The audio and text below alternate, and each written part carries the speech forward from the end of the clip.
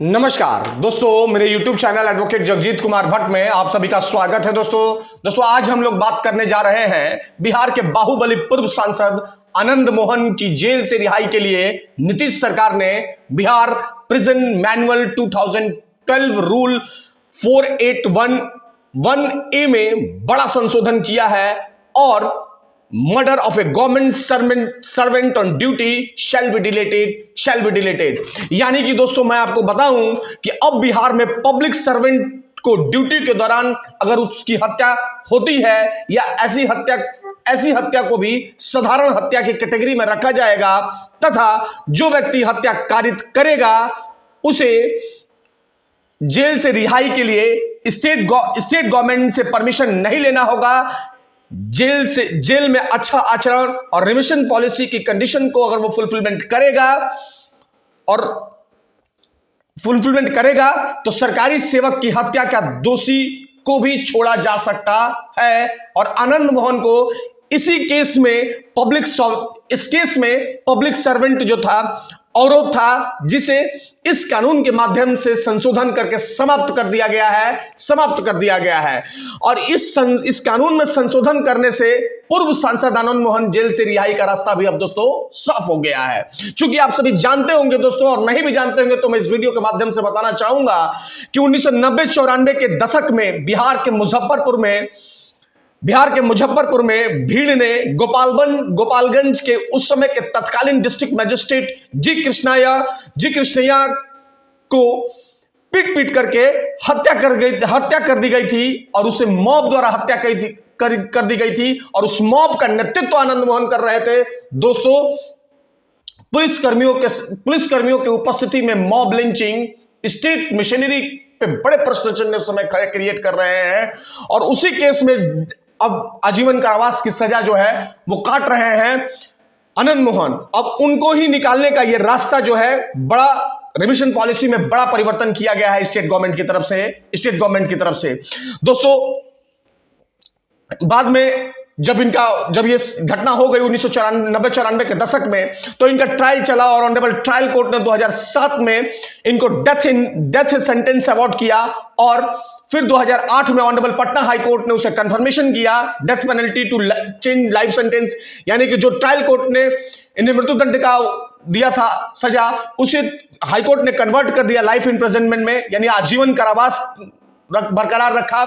उसके बाद ये award life sentence Patna high court की तरफ से इन्हें बरकरार रखा गया। उसके बाद ये अपील में सुप्रीम कोर्ट ऑफ इंडिया भी गए। बाद में सुप्रीम कोर्ट ऑफ इंडिया के जस्टिस पटनायक की बेंच ने उसे डिसमिस कर दिया और लाइफ इम्प्रिजनमेंट जो है बरकरार रखा।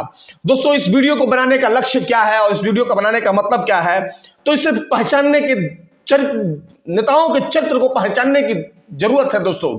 क्योंकि जब नीतीश कुमार बीजेपी के साथ होते हैं तो अपराधियों को लेकर के इनकी जो धारणा होती है कुछ और होती है, और जैसे ही गठबंधन के साथी बदले वैसे ही इनका अपराधियों पर स्टैंड बदल गया। अभी मैं दोस्तों इसलिए बोल रहा हूं कि जो इन्होंने चेंज किए हैं लॉज में, वो रिमिशन पॉलिसीज में बड़े सीधे संशोधन किए हैं।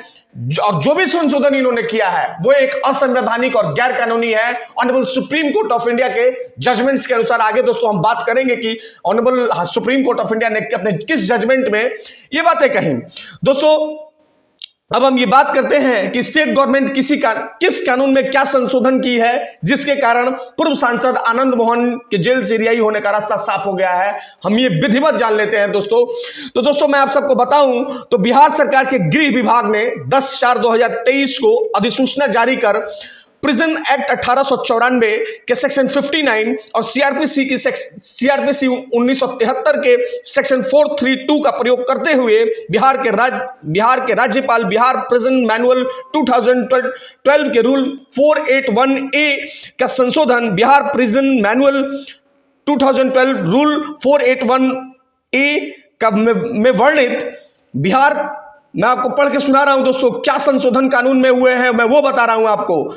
वर्णित वाक्यांश या काम पर तैनात सरकारी सेवक की हत्या को विलोपित कर दिया गया है। यानी कि जो बिहार प्रिजन मैनुअल 2012 रूल है उसमें बड़े संशोधन करके और उसमें से तैनात सरकारी सेवक की हत्या को हटा दिया गया है। जैसा कि मैंने इनिशियली आपको बताया कि अब बिहार में जो पब्लिक सर्वेंट के ड्यूटी के दौरान उसकी हत्या होगी तो उसे साधारण कैटेगरी का रख दिया गया है, यानी आप जेल से अब बाहर आ सकते हैं। दोस्तों, सबसे बड़ा सवाल है कि क्या बिहार सरकार ने जो इस रिमिशन पॉलिसी में संशोधन किया है उसको सुप्रीम कोर्ट में चुनौती दी जा सकती है? तो दोस्तों, निश्चित तौर पर इस बिहार प्रेजेंट मैनुअल रूल 2012 की संवैधानिकता को चैलेंज किया जा सकता है। दोस्तों, मैं आप सबको एक चीज और भी बताना चाहूंगा। द राइट ऑफ रिमिशन क्या कैदियों की मूलभूत अधिकार है? तो एक लाइन में समझने की जरूरत है दोस्तों, नहीं, ये कैदियों का फंडामेंटल राइट जो है नहीं है। They prisons have no absolute right for the remission of their sentence. दोस्तों, मैं बहुत बड़ी बात बता रहा हूं आपको कि रिमिशन पॉलिसी जो है कैदियों का मूलभूत अधिकार नहीं है, और यह बात जो है honourable supreme court of India ने अपने जजमेंट्स में भी कई मर्तबा कहा है। सुप्रीम कोर्ट की जजमेंट्स का मैं दोस्तों नाम बता रहा हूं। The state of Haryana and Maninder Singh and others 2007 में सुप्रीम कोर्ट ने कहा कि that even though no convict has fundamental right of remission or shortening of sentence, but the state in exercise its executive power remission must consider each individual case keeping in view the relevant factors। यानी कि supreme court ने साफ तौर पे कहा कि किसी को भी कैदी है जिसका कन्विक्शन हो गया है और कन्विक्शन उसका जो है राइट ऑफ रिमिशन उसका फंडामेंटल राइट नहीं है, मूलभूत अधिकार नहीं है, और जो भी उसमें होगा वो स्टेट कर सकती है, एक्सिक्यूटिव ब्रांच कर सकती है, स्टेट की एक्सिक्यूटिव ब्रांच कर सकती है। अब दोस्तों, हम ये बात करते हैं कि क्या रिमिशन पॉलिसी के नाम पर राज्य सरकार कुछ भी संशोधन कर सकती है जैसा कि बिहार सरकार ने किया है? तो उत्तर है नहीं कर सकती है। और यह बात honourable supreme court of India ने अपने बहुत सारी जजमेंट्स में दोस्तों कही है। उस जजमेंट्स का मैं बहुत सारी जजमेंट में हाल फिलहाल में जो जजमेंट आई है सुप्रीम कोर्ट की तरफ से, Ramchandra versus state of Chhattisgarh and others writ petition criminal number 49/2022 में पॉइंट नंबर 12 को अगर आप देखेंगे दोस्तों तो honourable supreme court of India ने साफ शब्दों में कहा है कि while discretion vests with the government to suspend और remit the sentence, the executive power can not be exercise arbitrary. इसका मतलब हुआ कि स्टेट गवर्नमेंट किसी भी तरीके से मनमाने संशोधन नहीं कर सकती है। The prerogative of executive is subject to the rule of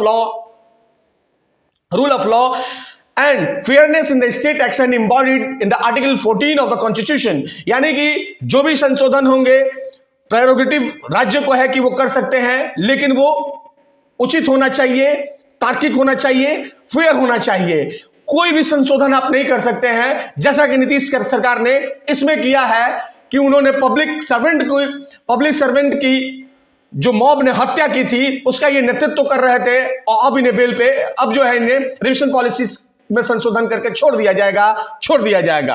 अगर दोस्तों आगे पढ़ेंगे, मैं पढ़ के सुनाऊं आपको, तो सुप्रीम कोर्ट ने आगे कहा है कि Maninder Singh supra this has held that the power of remission can not be exercised arbitrarily. बार honourable supreme court of India ने मनिंदर सिंह के केस में भी कहा कि आप रिमिशन के नाम पर जो एक्सरसाइज करेंगे वो आर्बिट्रेरली नहीं कर सकते, मनमानी तरीके से नहीं कुछ कर सकते। The decision to grant remission should be inform, fair and reasonable. जो भी आप डिसीजन लेंगे वो फेयर होना चाहिए, रीजनेबल होना चाहिए। Honourable supreme court of India ने अपने इस जजमेंट में कहा। अब दोस्तों, रिमिशन पॉलिसी के नाम पर आदरणीय नीतीश कुमार जी ने क्या कन्विक्टेड अपराधी जिसे ट्रायल कोर्ट ने सजा दिया, हाई कोर्ट ने सजा दिया, बाद में सुप्रीम कोर्ट ने जो सजा को कंफर्मेशन रखा और अब उन्हें छोड़ दिया जाएगा।